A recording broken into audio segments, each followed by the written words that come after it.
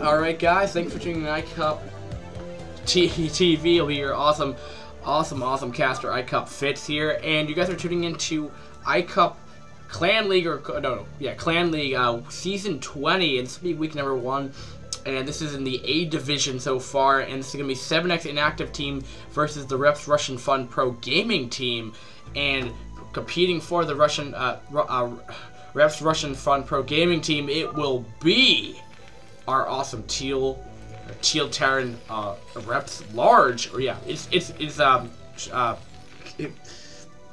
shortened to Reps, and competing for 7x inactive team, who's also shortened to 7x, it will be Lisyonok, or I call him just Lee, because it's just much easier. The map will be Jade, very similar to Fighting Spirit. You have a reverse ramp coming up over here.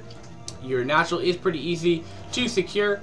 You have a semi-decent ramp, not even that big. Like, you'll see a lot of people, fast expand on this map just because of their buildings up here, just because they don't want to get completely walled in because of range units will have 100% hit rate down here versus attacking upward. You have a actually miss rate actually sometimes. So that's not so good, especially when you're getting contained, and most times it's game over by that point in time. And your third is pretty easy to secure. You have a small ramp, you tend to wall that off, and then you tend to put your main army on this big ramp. You can't, it's harder to defend this than Fighting Spirit, but definitely not harder. I kind of prefer this map over Fighting Spirit. If this map didn't have the reverse ramp, and I don't mind reverse ramps at all, but I think this would be a better map for a better version of Fighting Spirit, not the template or anything, but just like if you had that larger ramp, I think it would just make it easier so Terran wouldn't turtle so easily, but that might unbalance the game.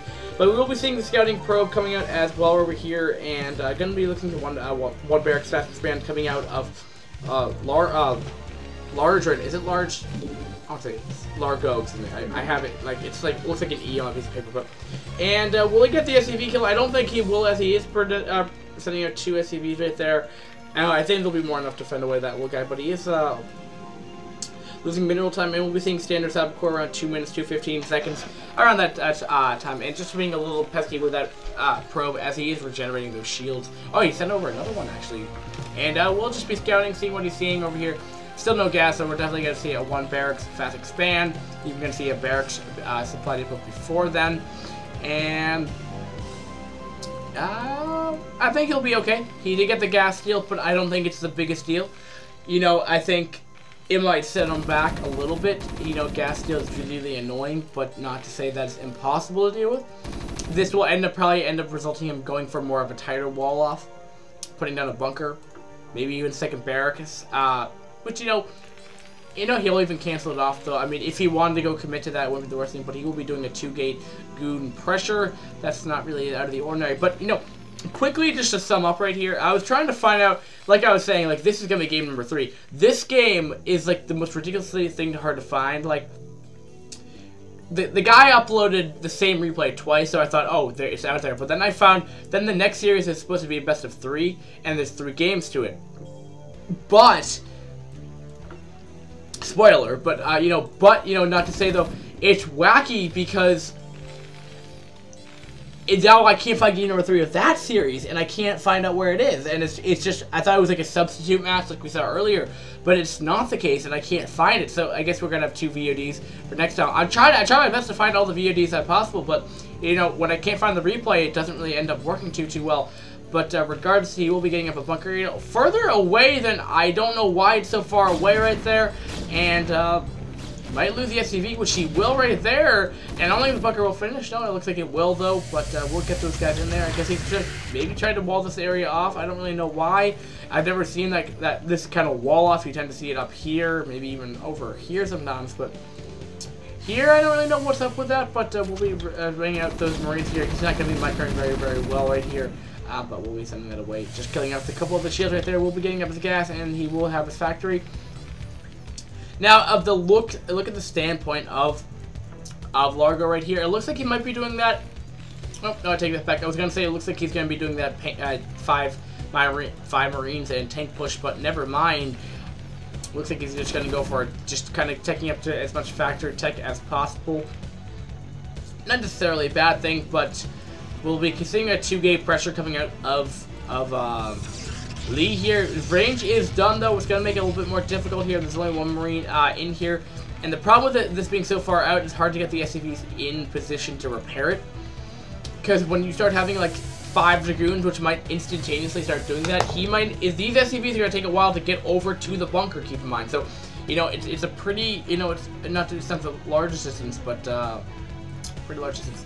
Now, if you guys are running, but looks like he's going to go for it, but they're just going to run right past the bunker here, and Dragoons are pretty beefy units, so there's nothing to defend here. That's the problem with putting this bunker so far out here, and, you know, definitely, you know, Largo's not really paying much attention on this map. I don't know why he wanted to make it out so far, and continue to streamline more Dragoons over here, and he really doesn't have much at all right here, trying to get up tank, but he's going for that siege thing, and this is what made him lose that first game, except now this is more goon pressure, but the same thing is still something that applies right here. You still need to get those spider mines out to deal with this, especially on the ramp here, but, you know, this is ultimately going to do too much damage here. When there's goons in your base and killing off your SCVs, and you only have a tank, which is going to get instantly snapped off right now, it's kind of hard to come back from, especially when you're going siege mode. And no vultures in sight, and we're just have to wait for a GG at this point in time. There's really nothing he can really do at this scenario right here, and completely just vaporizing all the SCVs. And GGSN, I don't know what SN stands for, and even just IC, even GG as a spectator, but yeah. So what we saw there is, I mean, maybe a hard counter coming out of. I've seen you're able to hold it off. I've done this build.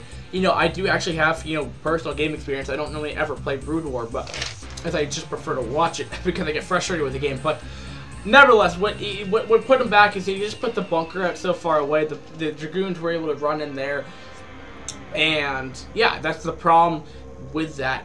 And he didn't have his tank out in time. I mean, I don't know what he went. He varied from the build, which was really awkward.